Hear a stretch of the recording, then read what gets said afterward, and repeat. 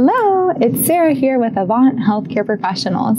I've worked with Avant for quite some time now, and in that period, I've had the chance to speak with amazing nurses from all over the world. Many of those are now here in the USA, living their American dream, and their very first step towards accomplishing that was applying online. So submitting your application with Avant is an extremely important process, and that's why I'm here today to talk you through it. I want you to know what to expect and what to do to be most successful throughout your application attempt. Let's get started.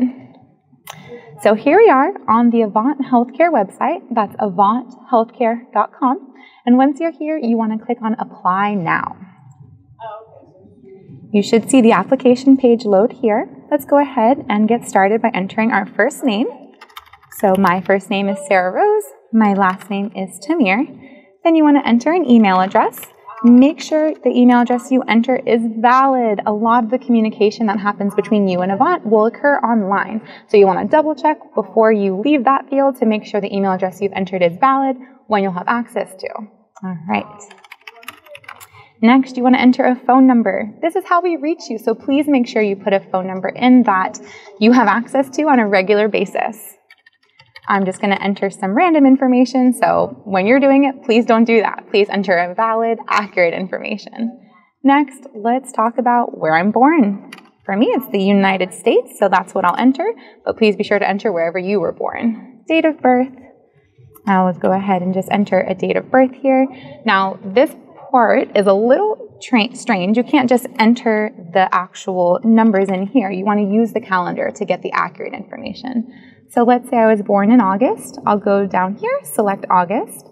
Then the year I was born, let's say 1984. And then I want to pick the day. So I was born on the 13th. So here you can see it's entered August 13th, 1984. Let's move on to the education piece. So when it asks about your education, it's referring to nursing. So when selecting the highest level program that you completed, it should be as it relates to nursing. So let's say I've done a bachelor's degree. The country of education should be where you initially became a registered nurse. So if you went to school in one country and became a nurse there, and then you went to a different country and completed additional nursing programs, you want to be sure to list the country where you initially became a registered nurse. So for me, let's say United States. Then just go ahead and enter your school name and the date that you graduated. Again, it's our calendar option here, so you can't just enter dates. You want to use the calendar to make sure you're entering the dates accurately. So let's just say it was August 2015, and I graduated on the 17th. If you're not sure of the date, like the specific day in the month and year, that's okay. Just enter what you think is closest. Now, to the work experience. This part is so important because it really allows us to understand what your clinical background looks like and what you're currently doing. So when you're entering the work experience information, the first question is, are you working? If you're not currently working, please be sure to select no. But if you are currently working, go ahead and select yes. And all the rest of the questions for this section should pertain to your current job, not any previous experience, but what you're doing right now. So how many total years have you been working in your profession? I'm going to go ahead and say 1 through 5. And in what type of clinical setting do I work? Choose what is closest to what you think for where you are currently employed. So let's go ahead and say hospital. Type in the name of the facility where you currently work. Medical center. I'm just making that up, but please don't do that for your application. Go ahead and select or type in where you are currently employed. Now, this question is so important. How many beds total are in the facility that you're currently working in? You don't want to enter your unit information here. You want to enter the bed capacity for your entire facility. So let's go ahead and say 100 or more beds. Now this question, what specialty, unit, or ward are you currently working in? You may be working in a ward that you've only been in for 6 months, and then you have 10 years of experience in the past for a different unit. Even though the bulk of your experience was in a different unit, you want to make sure to put on the application where you are currently assigned. So let's go ahead and just say medical surgical. Now we want to know how many beds are assigned or in the unit that you're currently assigned. So let's say there's 25 beds on the medical surgical unit that I'm working in. Then just go ahead and enter the date you started working at your facility. Again, it's the calendar, so you can't just type dates in. You have to pick the month, you have to pick the year, and then pick the day that you started there. What is the title of your current position? We don't just want you to type in registered nurse. If you're a registered nurse, if you have a different title. We know you're a registered nurse if you're applying as an RN, but we want to know what you're currently employed as. What is your designation or official role there? Are you a clinical nurse? Are you a charge nurse? Are you a nursing supervisor? Whatever your title is, please be sure to enter it here. So let's say I am a staff nurse 2. What type of facility do you work in? Primary, secondary, tertiary. Primary could be like a community health center, a primary level basic, services offered. Secondary could be a hospital that has basic medical, surgical, ER, maternity. A tertiary hospital is a larger facility that's a bit more advanced in terms of the services offered. Many different specialties, could be a referral center, and a lot of times has nursing students employed there. So you just want to pick which one you think is the best for your current facility. And what is your profession? This is where you're going to want to identify which profession you are. So let's say registered nurse. So now it's asking if you've ever taken and passed the CGFNS certificate exam. We'll go ahead and select yes or no here. And then it wants to know if you've completed any additional postgraduate qualifications. So after you secured your initial RN program, did you go back to school to complete a diploma in ICU nursing or a postgraduate specialization program in critical care of something, for children? So whatever you've completed, if there are any additional programs, here's your chance to list them. I'm going to select NA. Have you taken the NCLEX exam? Yes or no? I'll go ahead and say yes. What was the outcome of your test? We hope it's passed, but if it's failed, that's okay too. We do have an amazing NCLEX review program, but go ahead and select whichever the truth is for you. So I'll just say pass, and it's going to ask which state I passed the NCLEX through. So not where you tested, but where did you secure eligibility? I'll say Florida. Have you taken the IELTS? Yes or no? The IELTS is an English proficiency exam that is required for the U.S., so we'll just go ahead and say no. Do you have a previously filed employment-based green card petition? So this part, if you've ever been sponsored by another U.S. employer, a different agency, and they filed a green card petition for you, whether it was approved, denied, you want to go ahead and select the option here. So I will say no. And what country do you currently live in? Not where you're born, but where you currently reside. Let's say the United States. All right, now this part is extremely important. We're going to give you the option, or we're going to request rather, that you submit a resume. And this is so important because we get some information about your experience on the application, but the resumes really learn about you. All of the different schooling programs you've completed, all the different work history you have, any important personal details you choose to include on your resume. So please be sure when submitting a resume that you submit an actual resume that contains your work history, your educational history, and any important information. So let's go ahead and submit a resume, but let's first talk about what to include on a resume, because this part's very important. So this is a made-up resume. I am not actually a registered nurse. I wish I was, but this is just a made-up resume for demonstration purposes. You want to be sure to include your full name, your profession, the address that you live at, the mobile number or whatever contact number is best for us to reach you, and a valid email address that you have regular access to. It doesn't have to be exactly in this format. This is just a general template. But there's some important things you want to include, like your date of birth.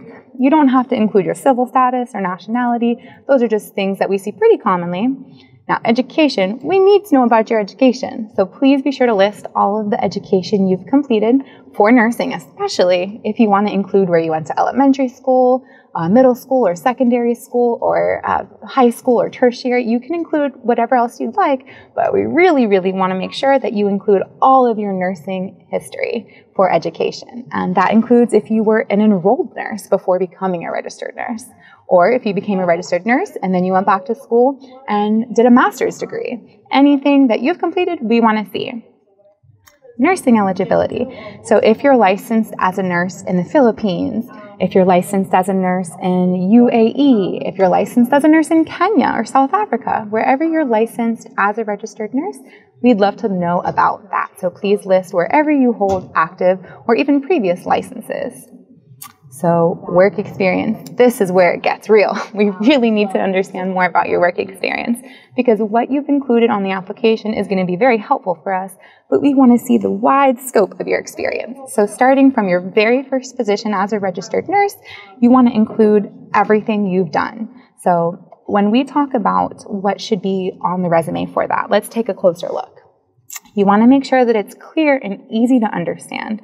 So June 2019 to present, it shows when I started and when I ended, or if I'm currently employed, and it clearly lists the name of the facility.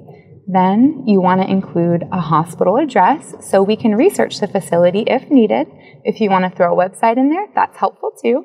And then just give a brief summary about the facility. How many beds does it have? Is it owned by the government or is it privately owned? Is it a secondary level hospital, a tertiary level hospital? Is it a community health center? Are you working as a school nurse? Whatever you might be doing, please be sure to be clear about that when communicating in your resume.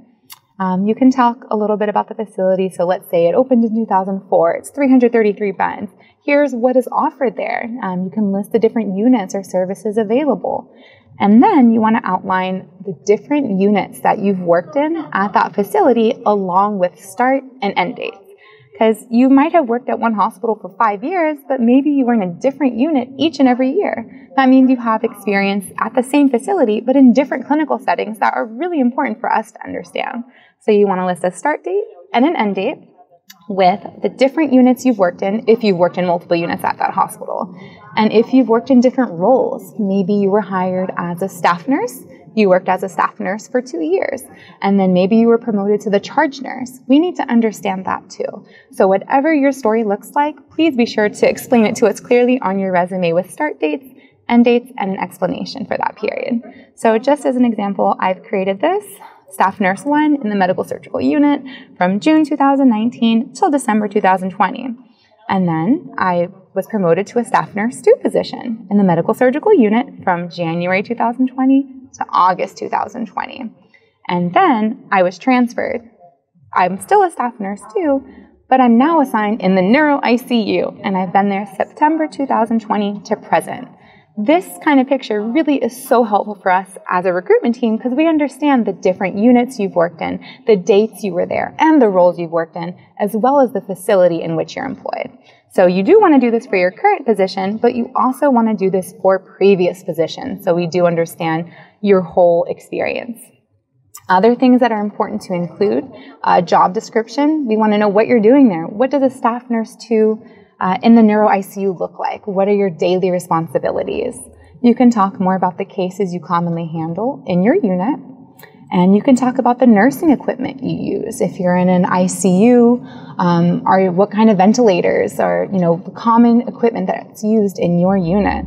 And then you can focus a little bit on the nursing skills. Are you inserting IVs? Are you inserting catheters, nasogastric tubes? Those are things that we think about when reviewing your experience. So you don't have to list all of these things down here. It's just very helpful, but it is very, very important that you do provide us a clear understanding of the start date, the end date for your facility, a description of the facility, and the units and roles that you've worked there. And then to finish up, if you want to include any qualifications you've done for the U.S., that's awesome. If you've passed NCLEX, if you've passed IELTS, if you have a visa screen, any U.S. qualifications that you have, you can include on your resume so we're aware of it. So let's say we've uploaded our resume. We want to know how you learned about Avant. So let's go ahead and say I attended an Avant recruitment event. You just want to specify where that was. Let's say it was in the Philippines.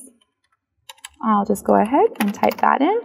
Oh, let me fix that. There we go. All right, so I attended a recruitment trip in the Philippines. It was great. I'm excited. I want to apply. So that's what I'll enter. Now, at the very bottom, it just wants you to select that you have read and understood this section over here, and it wants you to type your name for verification purposes. So let's go ahead and do that. And now the magic happens. Let's hit submit. Ta-da! Congratulations, you've submitted your application. That's all it takes. So you have taken your first step toward achieving your American dream in the USA with Avant Healthcare Professionals. And that's how it happens. Once you submit your application, our recruitment team reviews everything you've provided and will contact you to discuss the next steps. So I know, moving into it, you may not understand what to expect with the selection process, but our team is here to guide you. They'll email you, they'll call you, they'll help you understand what the next steps are, and they'll be available to answer any questions that you have. So don't delay, go ahead and apply online. I look forward to talking with you, and I hope to see you soon. Bye-bye.